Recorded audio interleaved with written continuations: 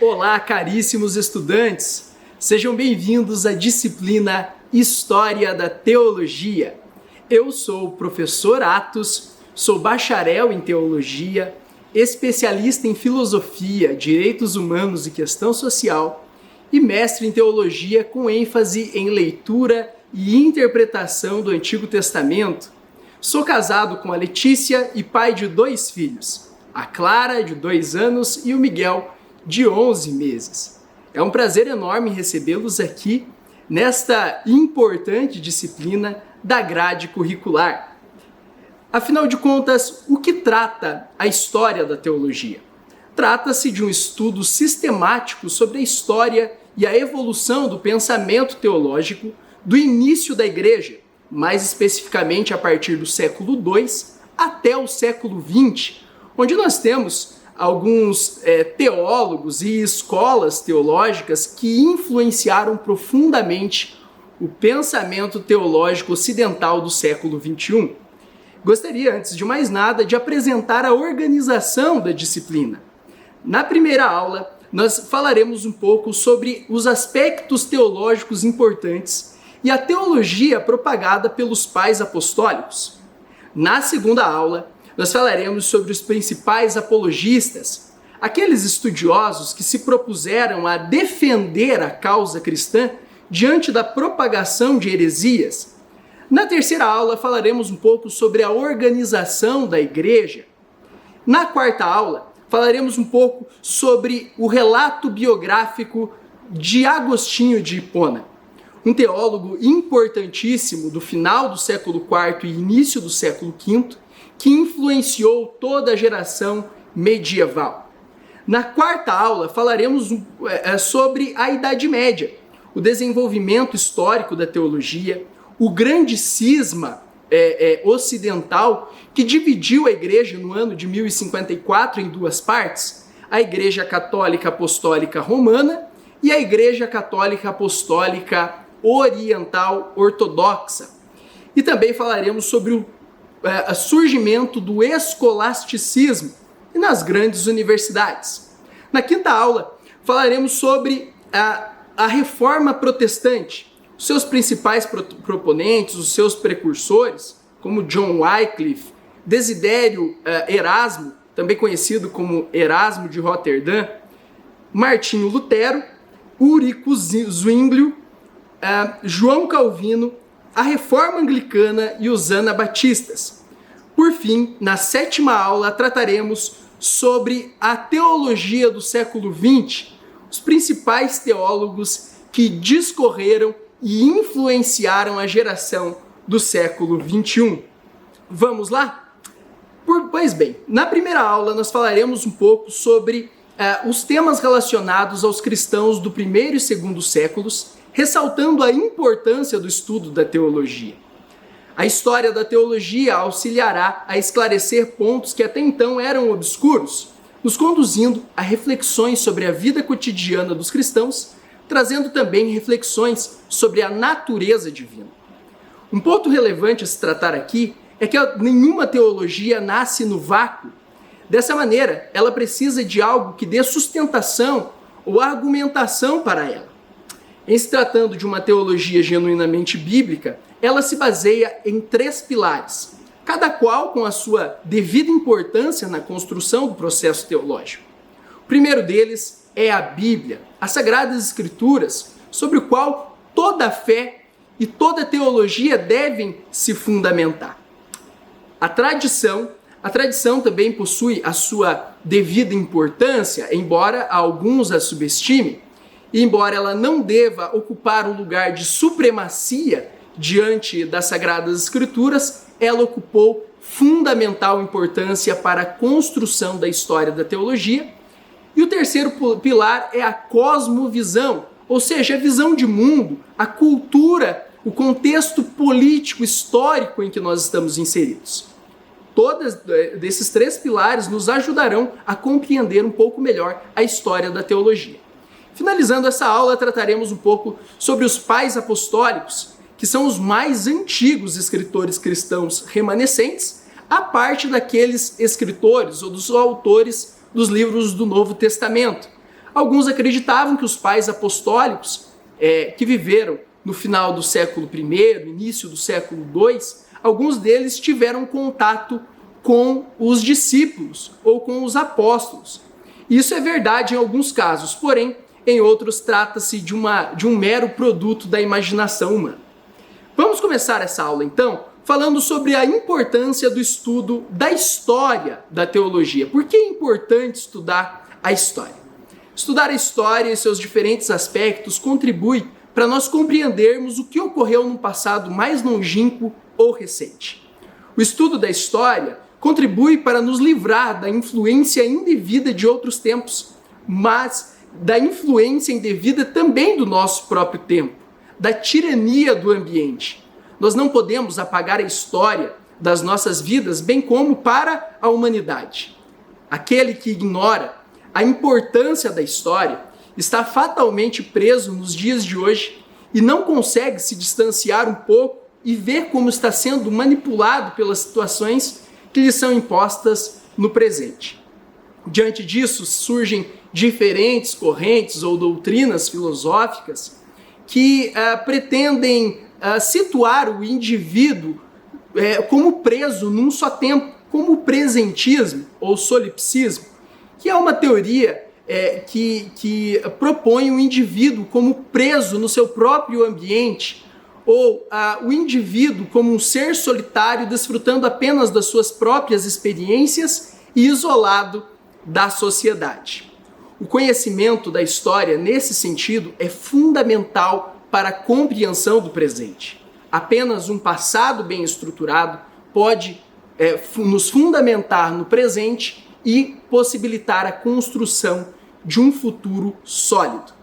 Todo ser humano, portanto, contém algo da história e tem a sua própria história, o que é chamado na sociologia e na filosofia de identidade histórica. Todos nós temos uma identidade histórica.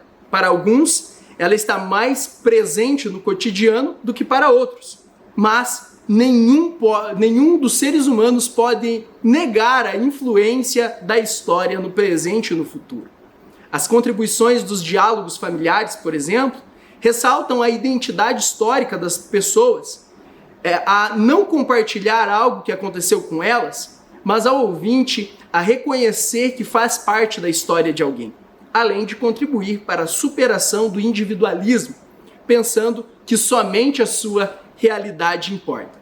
Nesse sentido, a história da teologia é fundamental para olharmos a história de todos os seres humanos, a sua em particular e da comunidade como um todo. Nós vemos, por exemplo, que a história está repleta das decisões e dos desejos humanos. Entretanto, quando olhamos para a história da teologia cristã, algo está mais presente do que o ser humano agindo. Os estudiosos afirmam que a interação divina com o seu povo é fundamental. A apropriação do termo teologia pelo cristianismo ocorreu entre os séculos IV e V, destacando-se como o entendimento do saber ou do conhecer as coisas acerca de Deus. Uma das tarefas dos primeiros escritores cristãos era separar o Deus apresentado pelo cristianismo dos demais deuses, uma vez que eles viviam em uma atmosfera politeísta pagã, ou seja, adoravam-se a diversos deuses na cultura em que eles estavam inseridos, por exemplo, no próprio Império Romano, reconhecidamente politeísta, que herdou a sua cultura da tradição grega. O início da teologia cristã ocorreu logo após o cristianismo e foi se desenvolvendo e ocupando os seus devidos espaços.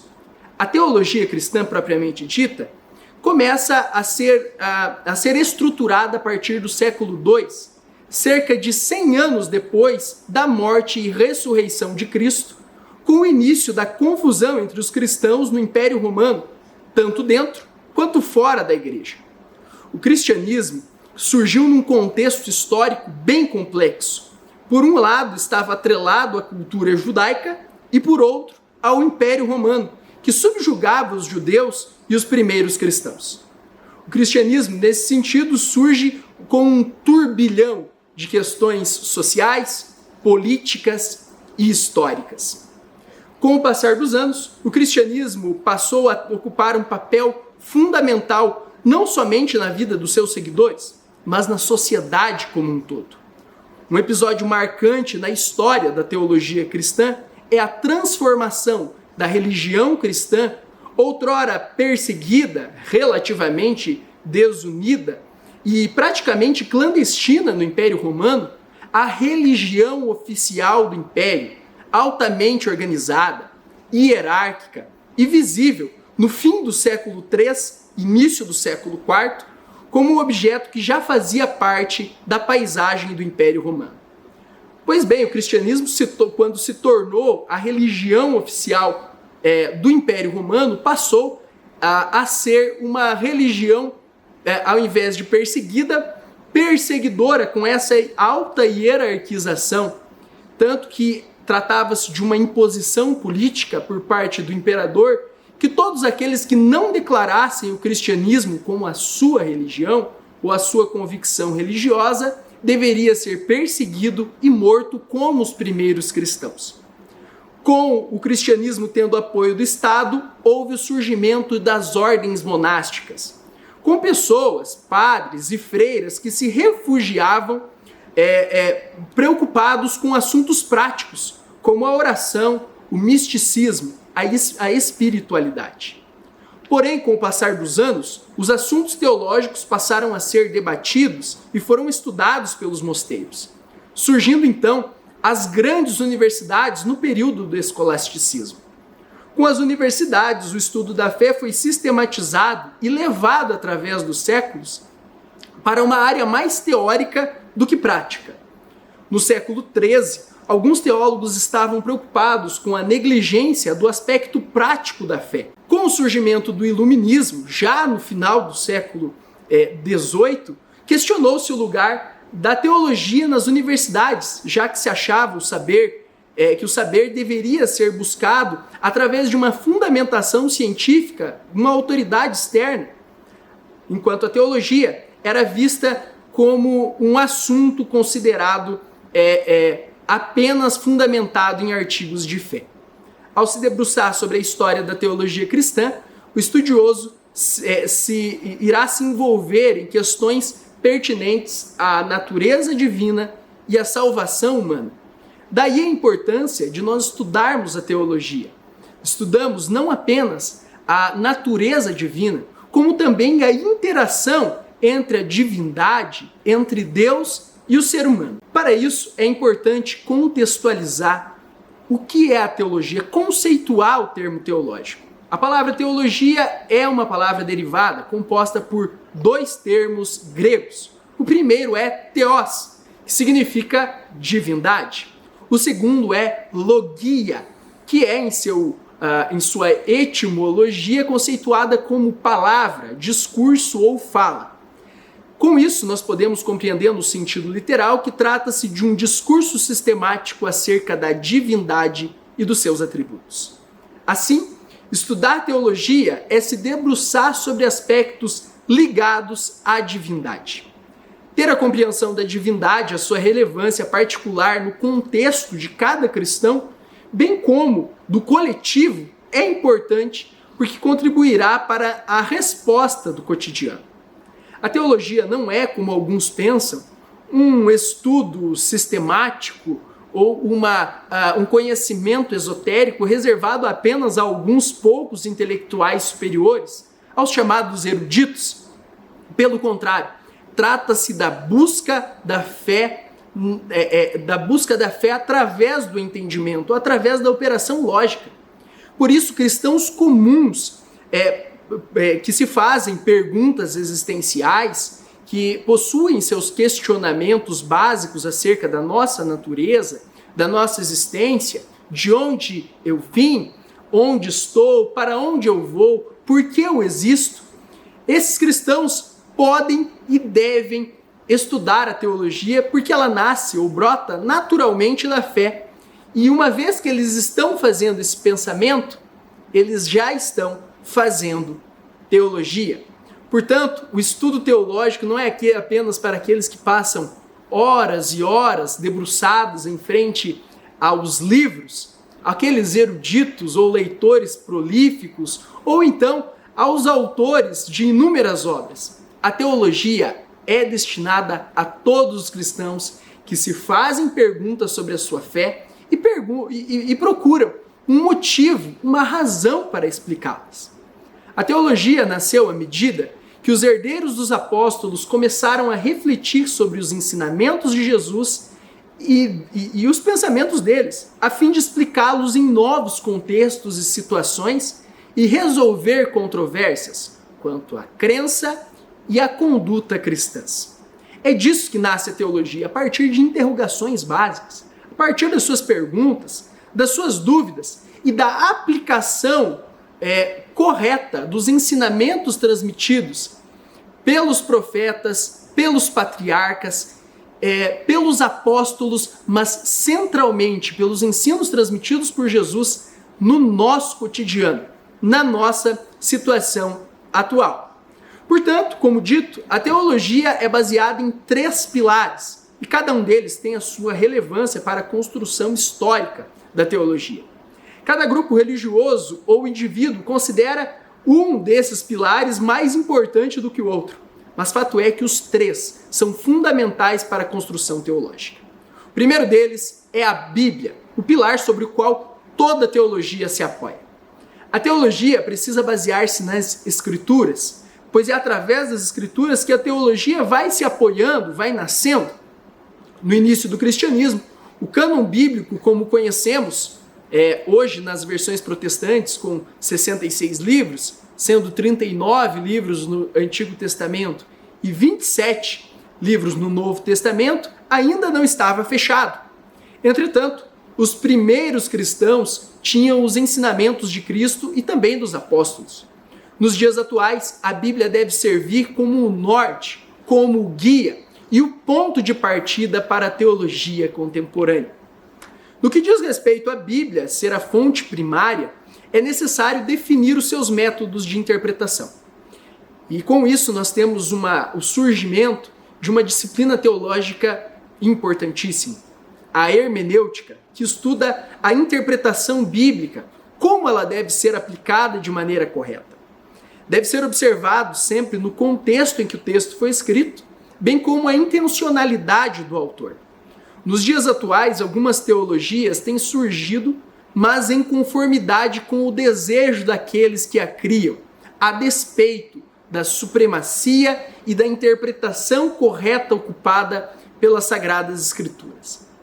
Com respeito ao uso das Escrituras, o primeiro pilar da teologia, é importante que se defina como será lidado às aparentes contradições.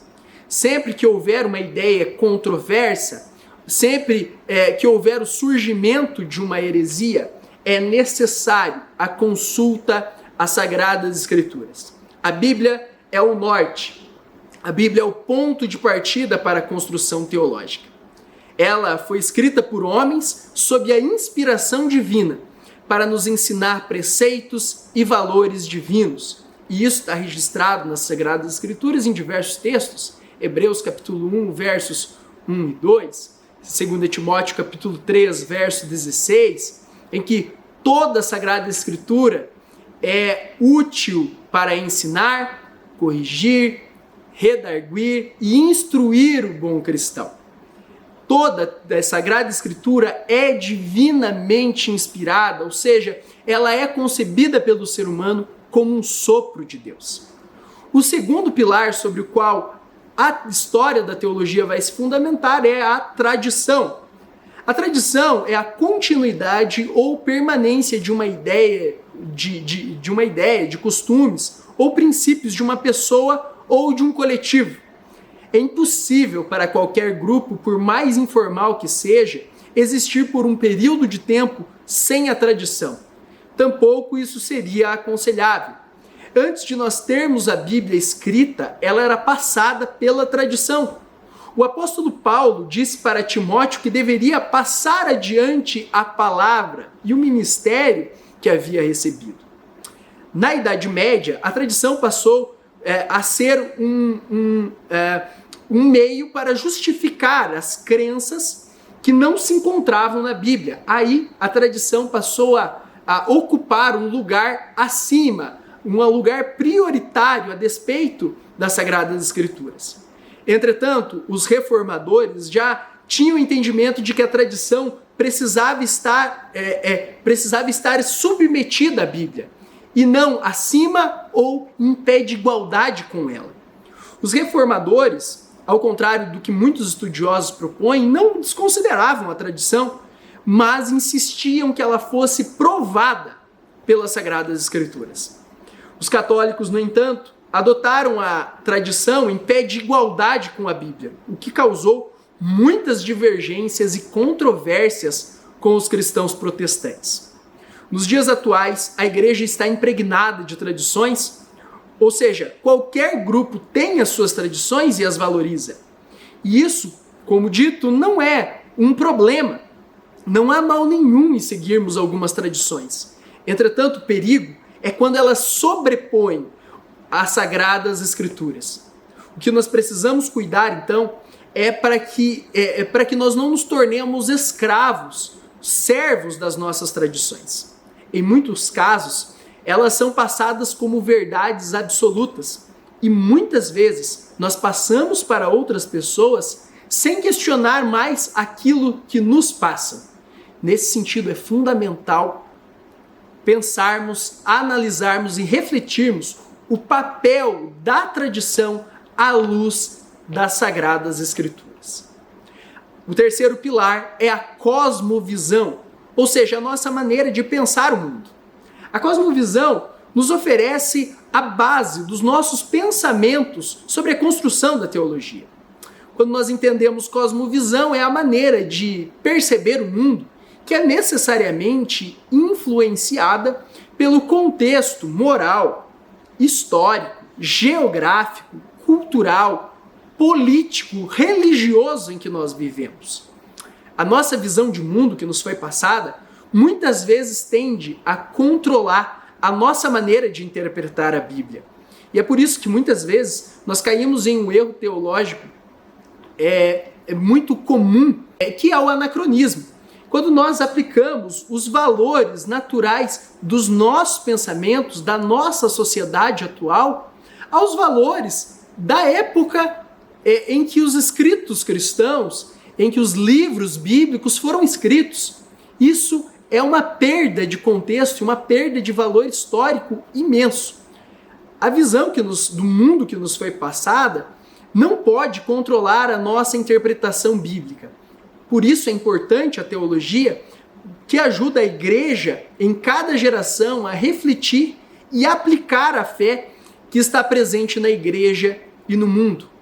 Sobre os pilares, a Bíblia, a tradição e a cosmovisão, cada um de nós forma a nossa própria teologia. Porém, a centralidade de todas as teologias deve ser ocupada pela correta interpretação da Bíblia. Passamos então para os pais apostólicos. Com a morte do último dos apóstolos, João termina a era apostólica. Isso ocorreu entre o ano 99, alguns estudiosos situam por volta do ano 103 depois de Cristo, quando o último dos apóstolos, o único a morrer de causas naturais, João, na cidade de Éfeso, após um longo tempo exilado na ilha de Patmos, ao sul da Grécia, nasce a geração dos pais apostólicos. Os pais apostólicos foram os mais antigos escritores fora do Novo Testamento. Alguns deles produziram escritos que quase chegaram a ser compilados na Bíblia. Os mais antigos cristãos remanescentes, a parte dos que aqueles que fazem parte do cânon do Novo Testamento, agora são chamados de pais apostólicos. Muitos acreditavam que eles houvessem conhecido pessoalmente os apóstolos. E isso chegou a ocorrer porque eles eram contemporâneos aos apóstolos. Porém, nem todos. Algumas são meras especulações, produtos da imaginação humana. Os pais apostólicos escreveram uma diversidade de cartas e livros com o objetivo da edificação da igreja, sendo que eles viveram entre o primeiro e segundo séculos. Foram eles que começaram a responder os hereges. Alguns chegaram a conhecer pessoalmente os apóstolos, outros eram contemporâneos. E começaram a responder veementemente com as suas apologias, com as suas interpretações bíblicas, aquelas heresias que foram surgindo no seio da igreja e foram ameaçando a sua existência. Essas heresias, como eu disse, surgiram dentro ou fora da igreja. E por isso foi necessário que os pais apostólicos adotassem um posicionamento espiritual e teológico rígidos, a fim de combaterem aquelas inverdades ou falácias que ameaçavam a integridade do evangelho.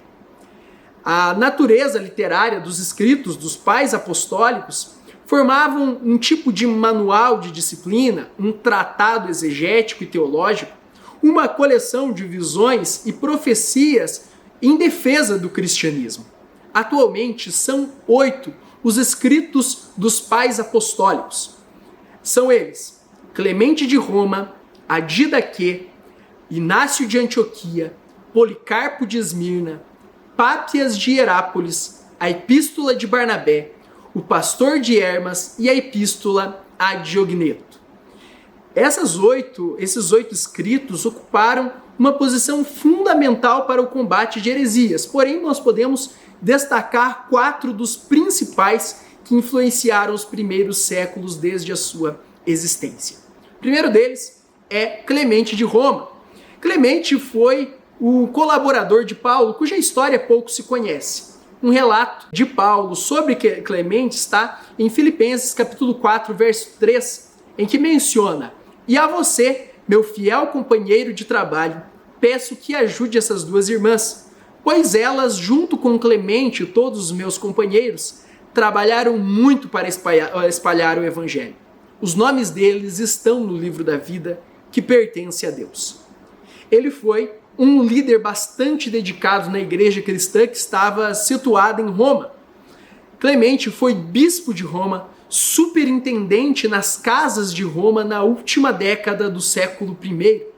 Além de cuidar das igrejas, ou da igreja de Roma, ele adotou um posicionamento firme, escrevendo uma carta para a igreja de Corinto em que estava defendendo o problema.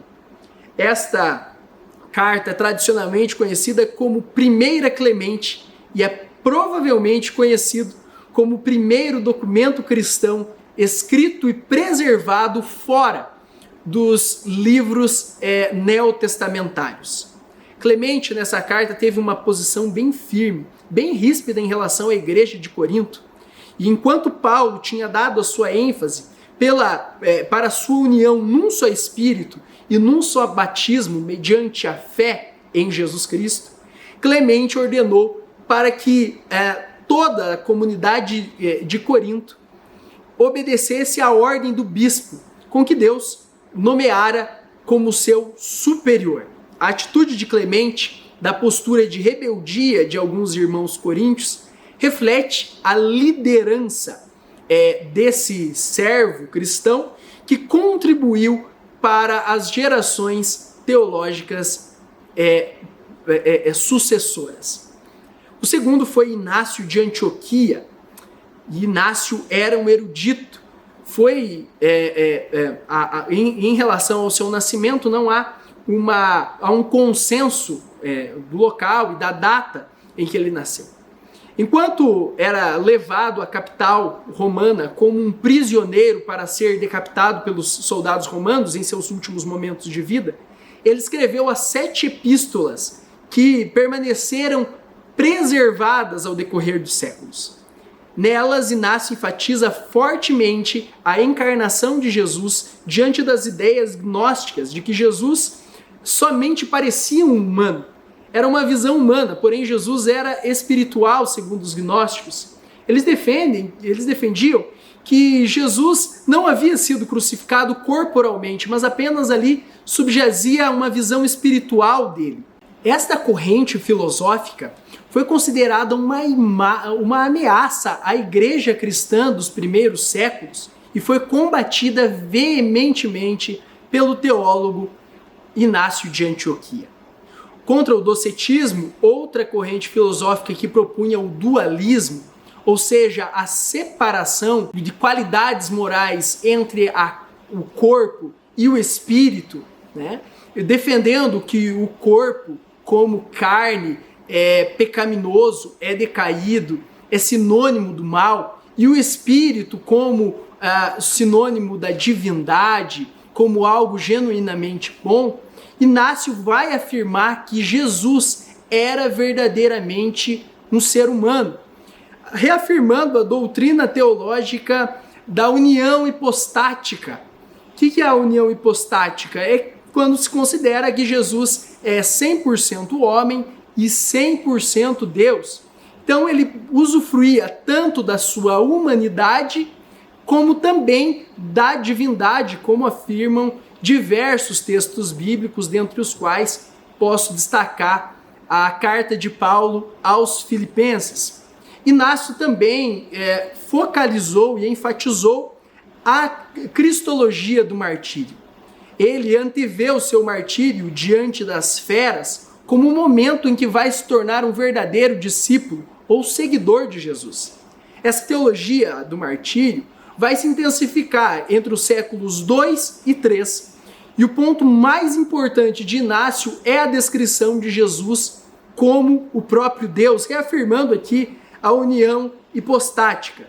Inácio de Antioquia proporcionou uma contribuição gigantesca para o surgimento das primeiras correntes teológicas da sua época e também se posicionou fortemente contra as heresias que já surgiam na igreja emergente dos primeiros séculos. Outro teólogo importantíssimo dos primeiros séculos que podemos destacar foi Policarpo de Esmirna, o bispo da Ásia pelos apóstolos, constituído na igreja de Esmirna.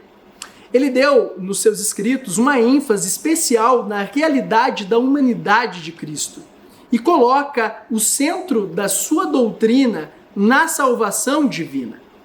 Quando Inácio de Antioquia escreve uma das suas cartas, endereçada a um amigo mais jovem, uma pessoa a quem ele tinha grande apreço, que tomemos considerar o seu discípulo, certamente ele estava se referindo a Policarpo de Esmirna.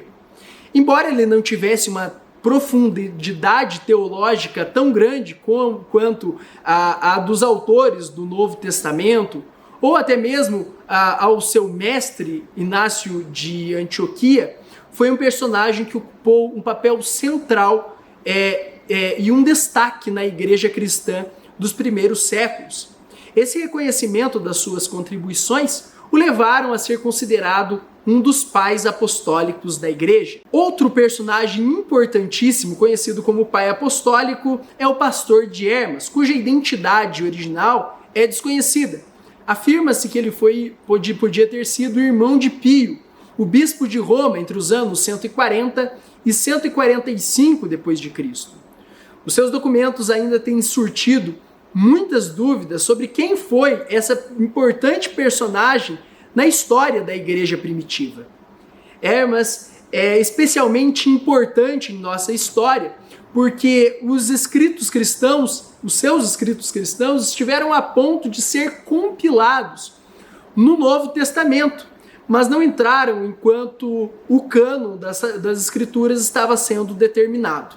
Certo é que a influência de Hermes na igreja primitiva foi muito grande, já que exerceu muita influência sobre os cristãos subapostólicos em diversas regiões do Império Romano, porém ele é praticamente desconhecido pela maior parte dos cristãos na atualidade. O entendimento de Hermes é que a pessoa de Jesus era o genuíno Salvador, o Messias, o Filho de Deus, estava cheio do Espírito Santo. Ele o identifica com o Espírito Santo como pré-existente que habita no Salvador. E o último obedeceu de tal modo à vontade divina que foi coparticipante no ministério do Espírito Santo. A preocupação maior, de acordo com o autor, é a falta de zelo e dedicação dos cristãos, e por isso ele defendia que todo cristão deveria ser uma pessoa zelosa e piedosa. Era um aspecto bem importante nos seus ensinos, o zelo e a piedade, já que o cristianismo compunha um conjunto de preceitos morais, como defendia os seus escritos. O último documento dos pais apostólicos foi a Didaquê. Didaquê em latim, em grego, significa doutrina. No caso de Didaquê, é uma doutrina compreendida como um documento, um escrito que faz parte dos pais apostólicos. Ela foi descoberta no ano de 1875, na cidade turca de Istambul. Ao lado desse texto grego, há fragmentos de diversas traduções em latim, árabe, copta, geórgico e siríaco. E ele ocupou importantíssima contribuição entre os escritos literários dos tempos antigos. A Didaquê teve a sua importância na igreja primitiva. Ela foi provavelmente escrita no final do século I e foi compilada como um importante conteúdo entre os ensinamentos da igreja. A Didaquê, também conhecida como o ensino dos 12 apóstolos, tinha como intenção reforçar a moralidade cristã e instruir os cristãos a respeito de como tratar os profetas que falam em nome do Senhor. Portanto, é um compilado da história, dos ensinamentos dos 12 apóstolos e pode ser dividida em 3 seções principais. A primeira dessa seção é chamada de documento dos 2 caminhos. Nessa parte são apresentados 2 caminhos, o da vida e o da morte. E isso nos faz lembrar, por exemplo, de algumas passagens bíblicas, como Deuteronômio, capítulo 28, em que se reforça a necessidade de obedecer à lei de Deus para gerar vida e, do contrário, a desobediência levaria à maldição e à morte. A segunda parte da Didaquê contém uma série de instruções litúrgicas e cerimoniais. O importante ponto aqui a ser destacado é a importância dada ao batismo. São dadas algumas orientações sobre como deve ser realizado o batismo dos seres humanos. E a terceira parte da Didaquê constitui um tipo de manual de disciplina. São assuntos relacionados aos falsos profetas e como a igreja deve encarar, deve lidar com isso. O tema, o conteúdo tratado pela Didaquê devem ser considerados relevantes para a igreja atual, a fim de combatermos possíveis heresias surgidas no seio da igreja. Como devemos reagir diante dos falsos profetas? Como devemos interpretar corretamente os ensinamentos de Jesus Cristo e dos seus apóstolos? Como instruções litúrgicas e cerimoniais? Como devemos organizar corretamente e piedosamente os nossos cultos a Deus? Como devemos nos disciplinar tendo uma vida cristã digna, zelosa e piedosa? Muito obrigado pela sua atenção. Chegamos ao fim da primeira aula. Nos encontramos na próxima com o ensino sobre os apologistas. Até mais!